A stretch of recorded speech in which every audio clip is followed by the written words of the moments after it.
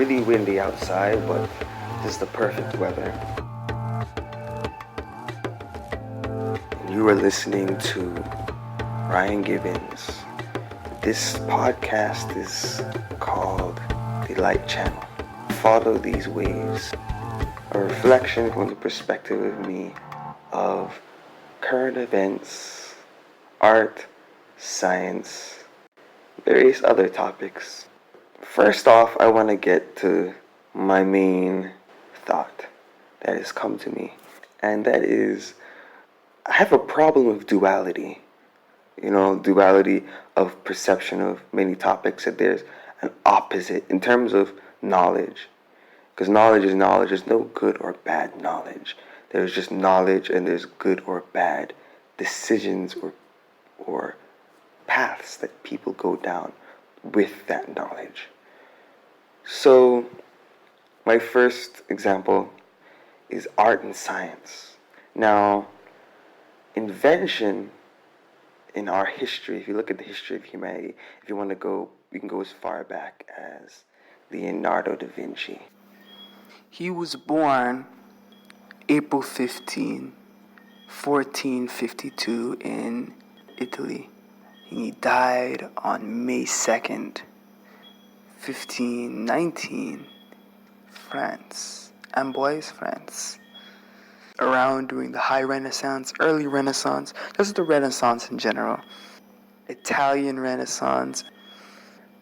Leonardo da Vinci, or simply Leonardo, was an Italian polymath of the Renaissance, whose areas of interest included invention, painting, sculpting, architecture. Pretty talented guy. Notice all the greatest geniuses had a peculiar combination, being very gifted in the arts, and also the arts somehow fed their curiosity for nature and development and the maths and all that. The creative mind and the logical mind are not diametrical opposites. They both exist inside every single human mind. And the combination of profound creative and visualization abilities and the curiosity for how the world works is a potent combination, and culminated in a lot of inventions and ideas that were premature before his time. Speaking of Leonardo, way ahead of his time. Like if you looked in his art books, the things he was drawing, the mechanisms that were coming out of his conscious, that were springing from his mind, were things that were not to come into existence for hundreds of years. Things like prototypes from, robotics, helicopter-like devices, flying devices, all sorts of things. I think he even had a submarine. He had a bunch of stuff before they even had the energy sources, the power of such things.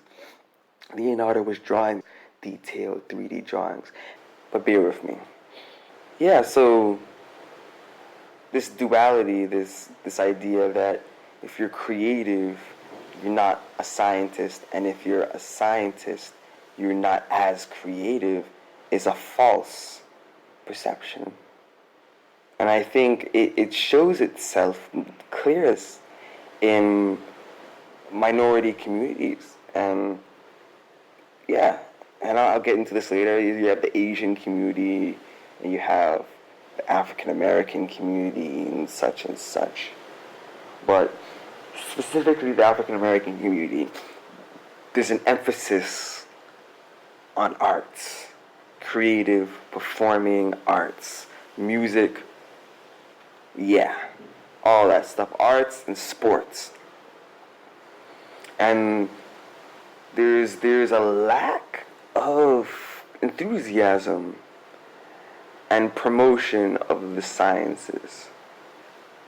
And the reason is science is seen as something that is not creative, when science in its right context, true, innovative, dynamic, progressive science is the most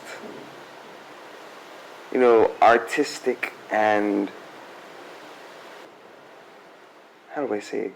Yeah, it's like, in its right context, it could be the most practical and profound application of art. What do you mean, Ryan? What are you saying?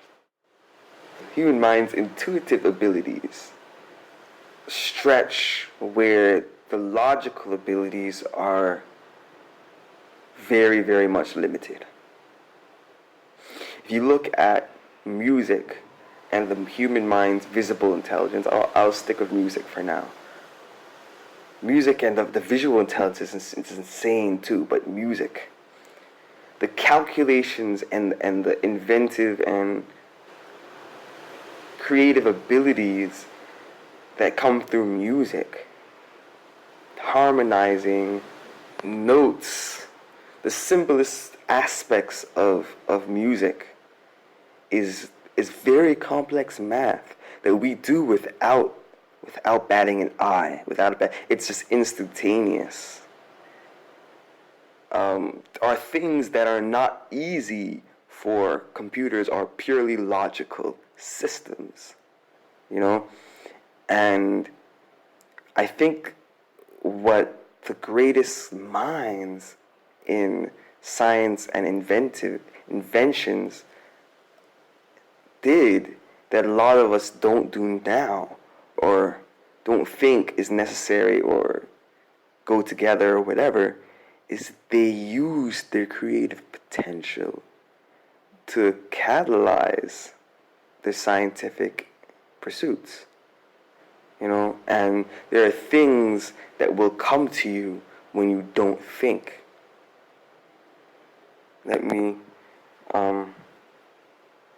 repeat that vibration. There are things that come to your mind, or there are ideas that are solved not by thinking, but by intuiting or by just doing. Sometimes your mind has a way of working on things when you're not consciously thinking of it. And I'll get back to this in other posts, the subconscious mind. And it's amazing how many times we think we're stuck on a problem, and later on the solution just pops into our mind.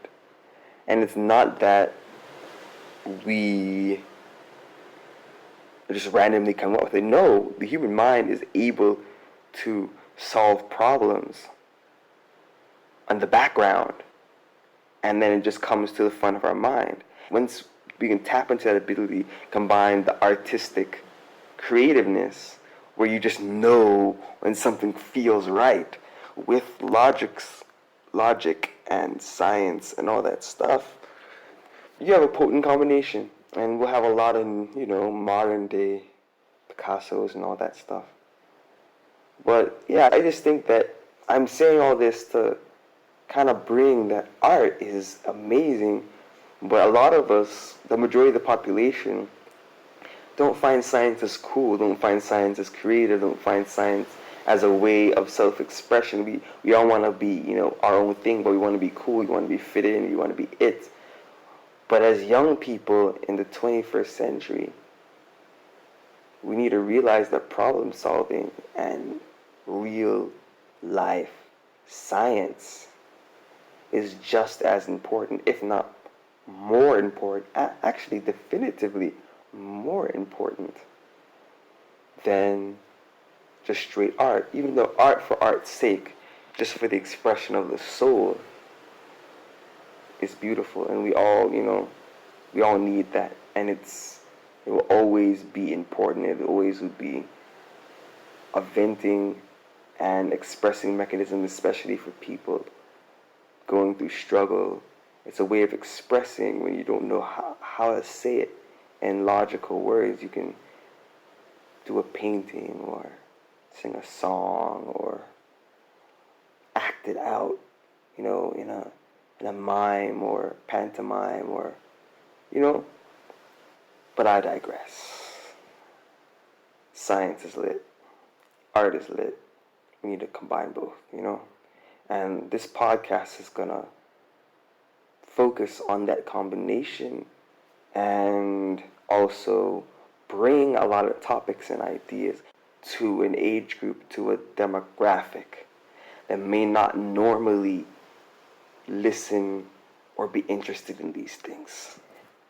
And that's my goal, to bring science and art together, and to bring science to a perspective that'll make people like, damn, this is tight, I actually want to pursue this. I'm a musician, or I'm good at drawing, and I didn't know that the same mentality I use for creating art can be applied to science. And I'm working on this myself, I'm working on this myself because I'm not the most traditionally logical thinker. I think I'm more of I'm an absorber of information. I like to disseminate and yeah, I have a creative side of poetry, and I enjoy music, and I'm a very good visualizer. But I used to want to be an engineer, but then the math wasn't working. But now I'm starting to realize that when I get in a situation, when one gets in a situation where they want to do something, where the end goal is highly desirable, the mind has a way of getting done what it needs to get done when you really want something. In its own way, it may not be the way other people see it working. It may not be the way you even see it working, but it will happen. And, this is why I love psychology, and this is why I love the human brain. The human brain is probably one of the most interesting things I have looked at, researched in general, among many things.